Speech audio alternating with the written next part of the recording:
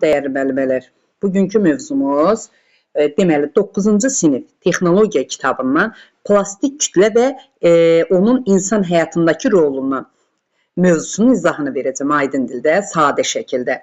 Deməli, dəyərli müəllimələr, əvvəlcə gəlin baxın görəyin ki, plastik kütlədən hazırlanmış məmulatlar neçənci əsrdə meydana çıxıbdır? Deməli, plastik kütlədən hazırlanmış məmulatlar 19-cu əsrin sonunda meydana çıxıb və tədricən insan həyatına bütünlüklə daxil olub. Çünki plastik kütlədən, bax biz əgər ətrafımıza nəzər salsaq, bir çox sayda bilirik ki, plastik kütlədən hazırlanmış məmulatlar var.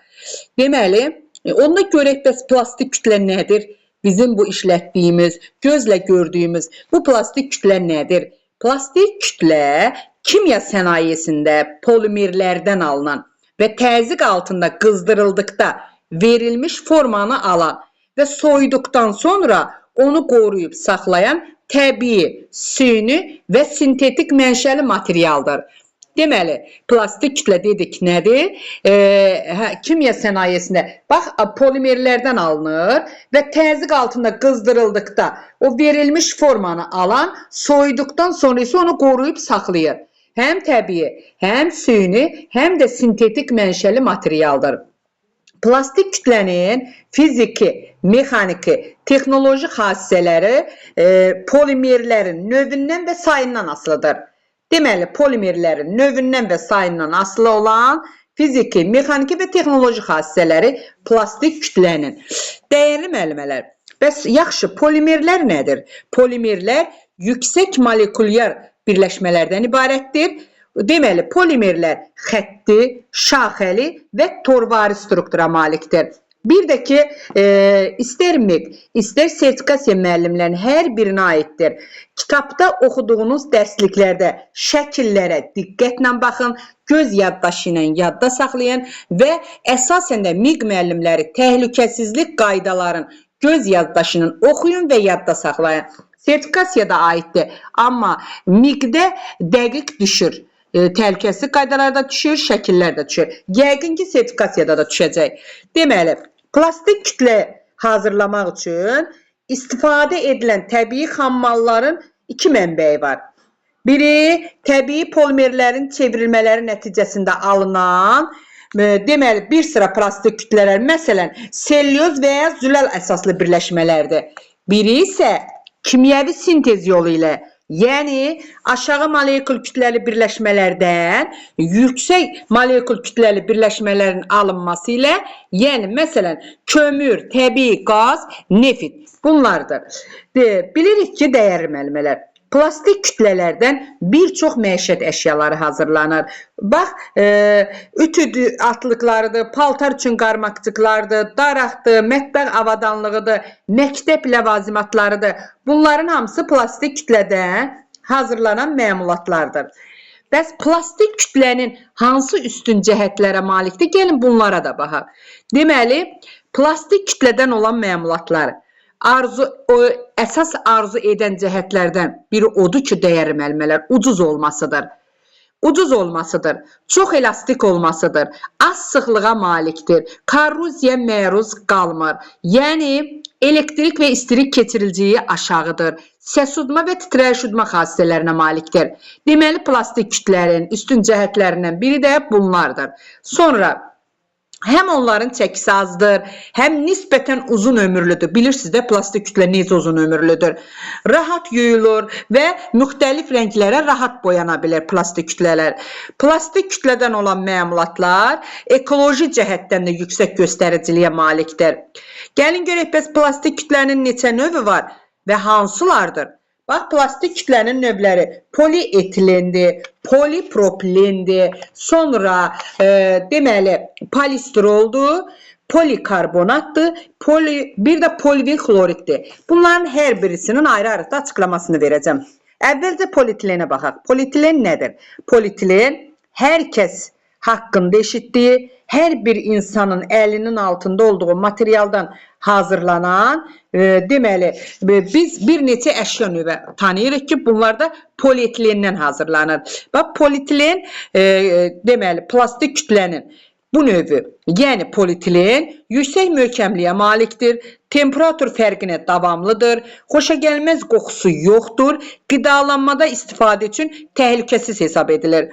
Bəs gəlin görək, bax, bir də polietilen məmulatlar müxtəlif kimyəvi birləşmələrlə qarşılıqlı təsirdə olduqda, onlar öz əvvəlki xassələrini dəyişmir. Başqa kimyəvi xassələrlə qarşılıq olsa da belə, polietilen əvvəlki xassəsini dəyişmir. Polietilendən nələr hazırlanır? Polietilendən oyuncaqlardır, müxtəlif qablaşdırma materiallarıdır, nazik pərdədir, müxtəlif həcmli çənlərdir, süd məhsullarıdır, şirələr üçün şəffaf butulkalardır, məişət kimya və mühərrik yağlar üçün qablar hazırlanır polietilendən. Bir də dəyərli məlumələr. Plastik kütlərin növlərini öyrənərkən hər növün özünə uyğun şəkillərinə diqqətlə baxın. Ola bilər ki, sizi şəkillərlə də sınayarlar. Sonra, bəs polipropilen nədir? Polipropilen bilirsiniz ki, tez dağılır. Polietilenin nisbətən şaxtaya davamlığı da azdır. Deməli, amma polietilen qida sənayesi üçün tam yararlıdır. Yəni, ətraf mühitə qarşı davamlıdır. Polietilendən də nələr hazırlanır? Qab-qacaq, boru, məmulatları, sonra polipropilendən deməli, butulka qapaqlarıdır, disklərdir, şpritslərdir, vedrələrdir, yoğurt stəkanları da polipropilendən hazırlanır. Bir də polipropilen təhlükəsiz xammal olduğu üçün ondan uşaq oyuncaqlar üçün oyuncaqlar, bir də qab-qacaqlar hazırlanır.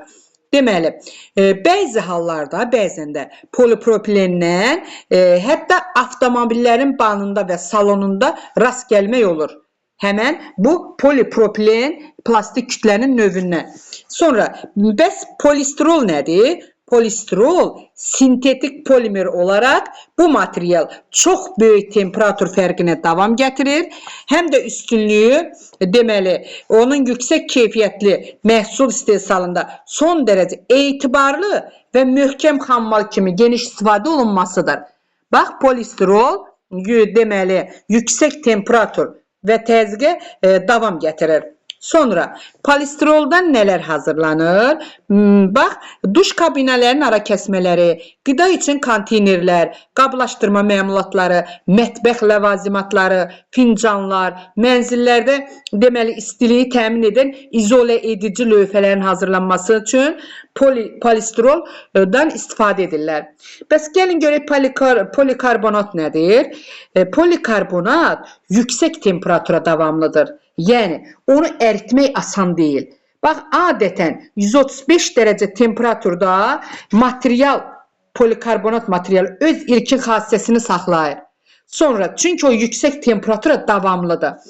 Təsadüfi deyil ki, şəffaf polikarbonatı ona görə də güllə keçirməyən şüşə kimi də tanıyırlar.